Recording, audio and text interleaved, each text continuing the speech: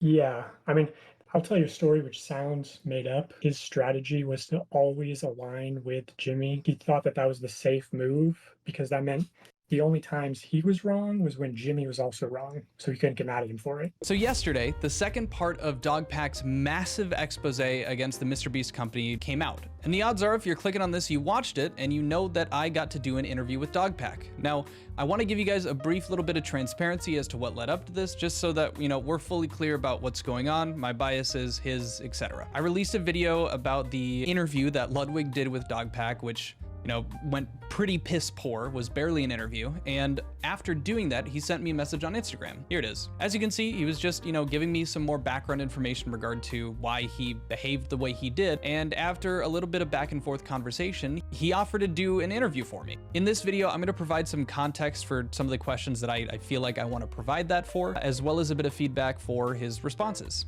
If you guys just want the cut down interview without this added commentary, leave some comments down below. And if we get enough of them, I'll go ahead and have Mr. Editor Man do it without this part of it. Yeah. How's it going, man? Good. What's your name, by the way? My name's Quintio? Connor. Yeah, Quintio. Yeah, Connor. To start off with, asking you questions in regard to the content cop intro and whatnot. What was kind of your I guess objective with starting with that? Well, I don't know, just pay homage to the king and I guess do a little, I don't know, you gotta have some kind of intro, I guess. That's So we fair. just kind of came up with that on the fly after our interview. It was like, I think Jake had the idea of, hey, what if we do a content cop intro? So we did. Yeah. I mean, it felt exactly like it. You had the music and everything. And I think that it sounds a lot like exactly how Jake ended up doing that interview, just trying to keep it light, funny if he could. For me, that iDubbbz intro compared to what was contained in that interview, it was a very jarring juxtaposition of those two kind of vibes, right? iDubbbz usually used it to talk about someone that was absolutely deplorable, and it wasn't like a torture situation usually, and it didn't end up with someone breaking down in the video. However, in this situation, that's what happens. So to go from the iDubbbz content cop vibe in the beginning to what we end up seeing in the interview, which is just Jake breaking down, it felt like Dogpack was taking this less seriously. I had some, gentle assumptions that maybe it was Jake's idea, so hearing it was good because it starts to make a bit more sense. Watching Jake throughout that entire interview, you find out that he is a stand-up comedian and he is constantly attempting to find the joke even when he's talking about absolutely horrendous shit. I think him coming up with the idea for the content cop intro just falls in line with his personality, and with that added context, for me, it's a lot less jarring because then it makes it more about, Jake telling his story as he is. That is a part of his personality to do something wacky and goofy in the face of something so traumatic. Kind of going back to including the first, the start of, everything that you've put out, the part one, what really motivated you to start bringing all of this to light? Because you've talked about the fact that you're not doing this for money. You haven't monetized these videos. You didn't go into it starting that stuff. Yeah. I don't know. I mean, I guess it just kind of became a lot at the company to there were people at the company who were very open with me. So I don't want to name them or anything or Fair. allude to who they are about, the history and things occurring in the company that are, I guess, unethical.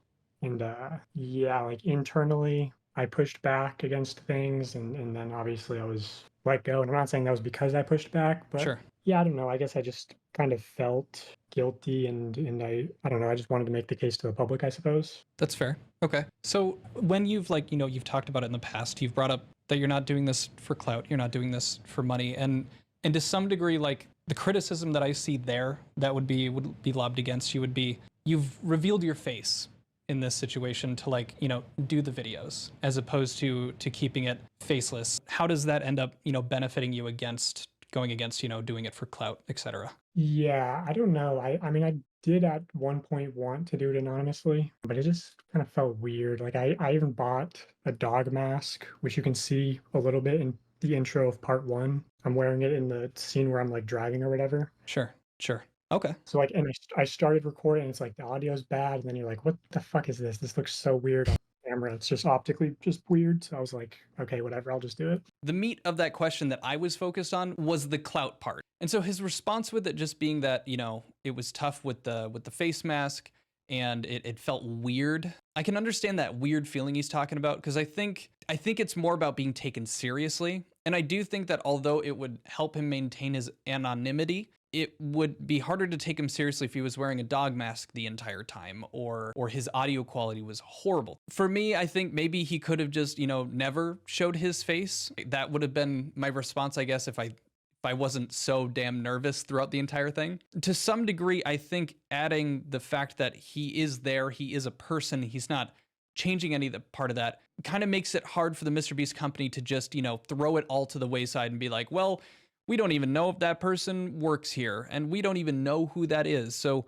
how can we take any of this seriously? But because he did put his face up and everything, Chucky responded and confirmed that he did work there. But it doesn't help him remain anonymous and, immune to clout in this kind of situation. So again, I still think to some degree, you can still argue that whether he says he doesn't want clout or not, inevitably with the way he recorded it, he does end up getting it. But I don't know, man. You clearly had like a point and focus in the first part. And like, as you said in this one, that there's going to end up being 3 parts.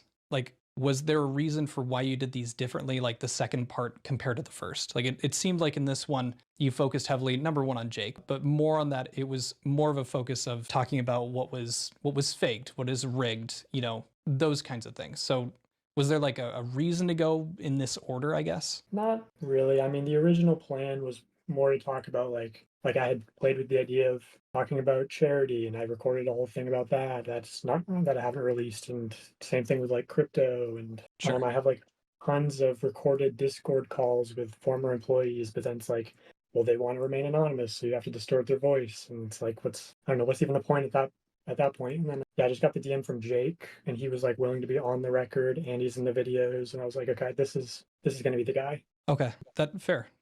I think out of all my questions, this was by far the worst one, but regardless, Dawson still gave me a bit of grace and gave a good answer. I'm not familiar, again, with your NDAs, anything like that, but would you be able to explain more about what you specifically mean by like the secret CEO? I might have missed it. Of course, like not who he is, but just hearing it without any context feels a little, I don't know, it comes off a bit conspiracy. Yeah, no, I mean, the top executives at the company, they're sort of secret in that like you wouldn't find them on LinkedIn or whatever, even if you like know their name and search their name and Mr. Beast, like nothing will come up, which I think is sort of intentional, and that's the case with this guy. Is like his social media and stuff isn't really in his name. And in fact, some breaking news. He just deleted his Instagram. Did you have it like a photo of it before? That's nuts. Yeah. Okay. Yeah, if you end up posting that, I'll throw the link down. That's insane. So you talked about in the video when you were bringing up the secret CEO, I was like, all right, I don't want you harassing my people anymore. So I'll just, fill you in on part 3.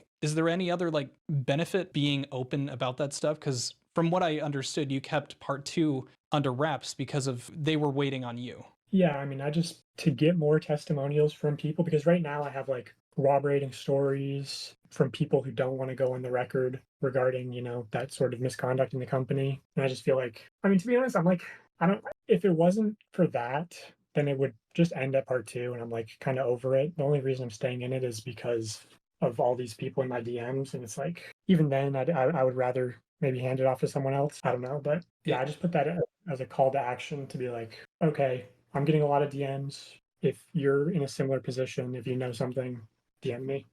Would you say, I'm just trying to make an interpretation, that although it's hard because these people want to remain anonymous, the goal is to get those stories out there, whether or not people recognize it, like in the general public, as, verifiable evidence. The fact that it's so overwhelming, and as far as I'm, concerned for this sake, it's genuine actual testimony to you, then it feels like there's some sense of obligation to actually get this information out regardless. Right, I agree with that. The issue is like, what if it's a rumor, and then what if you put it out with like the perpetrator's name or whatever, and it turns out to not? It would discredit the whole thing, and it would cause pain and suffering to an innocent person who might just be subjected to rumors. That as well too. I mean, they would lose their social life, like in terms of like job, everything. So yeah, I just want to hit on the secret CEO thing. I might have just missed it because ADHD brain, but just kind of comes off conspiracy theory type beat. So I didn't want to just let that go, and I wanted to hear a bit more info on it. But what he explained made sense, and of course we do have that screenshot of the Instagram that he was talking about, and it's James Warren. So that was good. And then the second part, I think both of us kind of misunderstood each other at certain parts. I was trying to generalize over his answer to the, why tell anybody about the third part. From what I was able to discern, the main point of it wasn't about it just being completely factual evidence, but the fact that to his understanding, at least the stuff that he could vet and verify, he wanted to get the testimonies of those people out because there were so many of them and because that felt like the obligation. That's why we were going to come forward. That's why it didn't matter if he told anybody that was the plan, because this info was already out. They couldn't, walk it back or hide it. Although I think he misunderstood me a little, just in terms of like, you wouldn't want to be covering it if it ends up being that someone is making a false allegation. I guess I wasn't accounting for that, or I guess making a point of concern in my, summary of what he said. But I do think it helps me better understand what he meant, because I think I misunderstood him as well. Him wanting to pass it off to a third person isn't necessarily like a noble thing. I could be wrong, but I think the reason that he may be wanting to get the third part out by somebody else to kind of like take the reins would be to have either one of those people coming forward do it, anybody in that group of people that he's received texts from, since because he can't 100% verify those claims, he can only just verify that they worked at Mr. Beast in the past, or at least that's what he talked about at the beginning of the video. Or he would have on his conscience that he may be, the person getting info out that ends up being false that could, ruin somebody's career. I'm not a lawyer, but I guess he could potentially also face legal action for, defamation, slander, if it ended up being false and he perpetuated it as a truth. I don't know if that necessarily holds up if he thought that it was the truth. Again, not a lawyer, go find somebody else to ask that question to. But regardless of, my inability to, fully vocalize what I thought, and then, maybe a bit of misunderstanding that I took from Dogpack, I think in the end, it ended up providing a lot more info than I was, I guess, anticipating. It also shows that Dogpack objectively cares about not getting false testimony out there, which I, again, also think is pretty important. Or I guess he does at the very least draw the line at alleged sexual crimes turning out to be false. So we're like talking again about like towards the intro that people would be bothered by like the slow intro. So he did that like, okay, you're not going to believe what happens at the end, like that whole bit. It's hard to, I guess, kind of look at that in any other way than just kind of like spite. Like if they're going to be complaining about your intro of a video, it feels like maybe they're not there to actually, take in the information that was presented. But it just kind of comes off as a bit immature, like responding to hate in a video, talking about what is going on and to the depravity that it is. I guess more Yeah, like, could you elaborate on it? Was like a massive retention drop with my last video, but I think that was also because so much of it was from external links where people, just click on it on Reddit and then they're like, oh, this is a 53-minute video, I'm going to exit out. Sure. But yeah, I guess there was some legitimate concern that like this start of the video was too slow, and I did want to genuinely let people know that the end is crazy. Okay. I guess like, yeah, my first thought with that immediately is like, if you want them to like genuinely know something's happening at the ending, like making the entire thing satirical, is for irony, but that makes sense. I mean, to some degree it helps it, get out into the public more. In my head, the people that aren't, that are choosing to click off of the video because it doesn't have a quick enough intro, even in light of what's going on, I don't know if they're the people that are going to end up, I guess, having their mind changed or, actually taking this all into consideration. So in this video, Jake, like in the interview, he talks about like that hostile vibe is kind of towards the beginning of it, where there was like, he alleged that like, if you were a yes man for Jimmy or you were, always agreeing with Jimmy, that there was potential for like a reward in terms of like either like an actual bonus or, getting more camera time, etc. Was there any of that you were able to notice like in your time there, or like just like not even, you don't have to give specific details, but like in terms of what you felt about it emotionally, your time there specifically, if you can understand where he's coming from, I guess. Yeah, I'll tell you a story which sounds made up, which is that my first manager literally said that his strategy was to always align with Jimmy, like in terms of, I guess, like feedback on videos or whatever. Like he never disagreed with Jimmy because he thought that was the safe move, because that meant the only times he was wrong was when Jimmy was also wrong. So he couldn't get mad at him for it. And I feel like that's the definition of being a yes man. Yeah. No, like straight up. Wow. Okay. You said that was your first manager. Was there, because you said, you had quit for, or, whatever had happened was for other reasons, not specifically with you like going to HR or anything. Did you notice anything, I guess, again, back to that question, personally outside of that one manager saying that? Yeah, I just think it's an essence of yes men. Sure.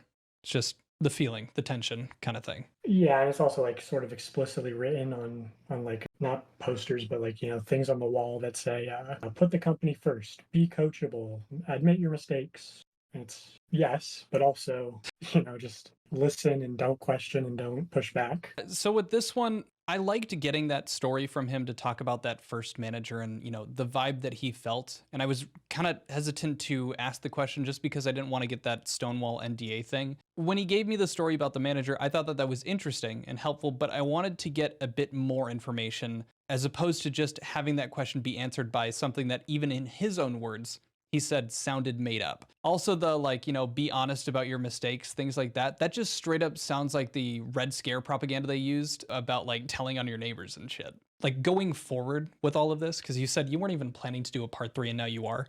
Like specifically in regard to your thoughts on how you think the company is like going to go forward with the response. Like, what do you actually think is going to happen from here on out? I mean, not only for you, but like, do you have any kind of, future sight into what would be happening or occurring? Dude, I've been trying to reach a resolution with them like privately. I've been messaging, Chucky and like people close to Jimmy or whatever, and like they just will not talk to me. So it's like, okay, I'll keep talking about your, I'll keep bringing skeletons out of the closet. But like, I don't know. I saw briefly that there was an internal email that was leaked or whatever about, new training of like sexual harassment and stuff. And it's like, dude, I have a document with like 4 suspects listed who work at the company and like corroborating stories against these people, and they're not reaching out to me to be like who could have been involved, or I don't know. So Yeah, I mean, I guess on their side, it's like, why would we give any sort of response to the guy that is already like scrutinizing every single thing that comes out? So like,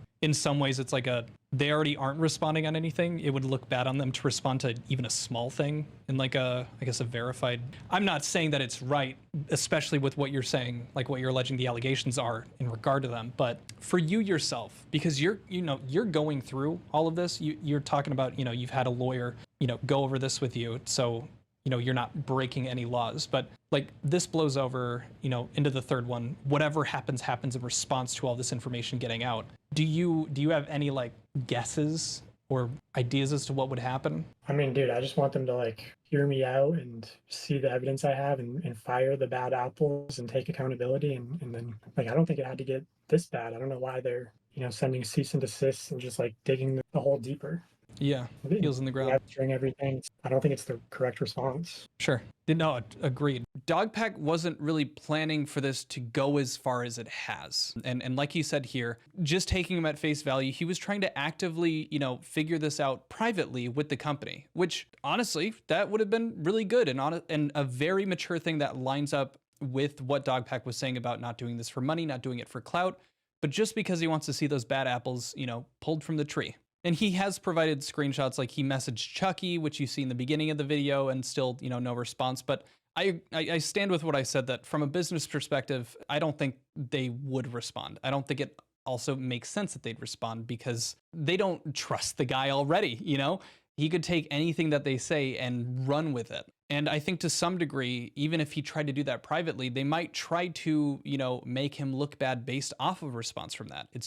It just seems like that's the game being played out. So I don't think based on his responses that he really has an idea as what's going to happen, because he's already in deeper than he expected these things to go. I think truly he saw some terrible things while he was there. He got fired, which, got him more upset. And then he was like, all right, we're doing this. And now just was like, I have enough information. It's all public knowledge based off what his lawyer told him, that he could just put it all together and boom. A final note that I have is that I don't think that Dogpack was the first person that wanted to do this, clearly. I think a very large amount of people that have worked at the MrBeast company have probably wanted something like this to come to light. But I think because of these pressures that Jake talks about, again, please go check out his interview. All of the different pieces of what this has become, a true real life, Squid Games of sorts. The fact that if you try to bring up some injustice you see with a colleague of yours, that you're both getting canned. The fact that they will use the fact that you have close relationships with people and you don't want to hurt their careers. They will use that against you. It makes a lot of sense that if anybody, Dogpack has ended up coming forward. He wasn't there for a super long time, but he was there long enough. And maybe he wasn't the easiest employee. You know, maybe he wasn't, but clearly enough of what he has talked about has gotten former Mr. Beast employees to come out and talk. Why would Jake do a testimony for Dogpack if he thought that the first part of the expose Dogpack put out was, you know, a majority false? If he was to do a second part with the knowledge that the first part of this expose is a majority false, then that would tank the validity of his interview. It would remove all legitimacy to it, and it could be disproven, and then also just throw him into the ground. Both of them would get sued into oblivion, and he would have just dragged himself in there with the full knowledge that that was probably gonna happen. What I'm saying right now it's not irrefutable proof when I provide the claim that it doesn't make sense for Jake to go on to an interview with somebody that he thinks has been lying a majority of the time. It's not factual proof, but let's look at things as if we were in Jake's shoes. A man who was hiding this information for 5 years.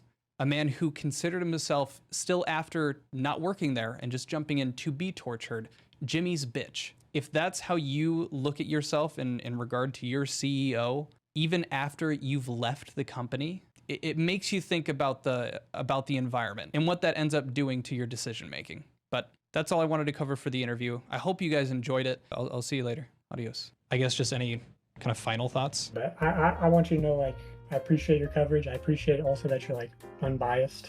So obviously, like, me reaching out to you is, like, you know, I don't want you to feel like you have to. Yes, it sets a precedent for, like, having bias. And I think to some degree, and I've talked about this already, it means something to me to, number one, be critical of you in like previous videos, and for you to reach out and still be willing to do an interview with me, that does, for me, it means a lot to say I'm okay with just getting into some criticism and responding to it.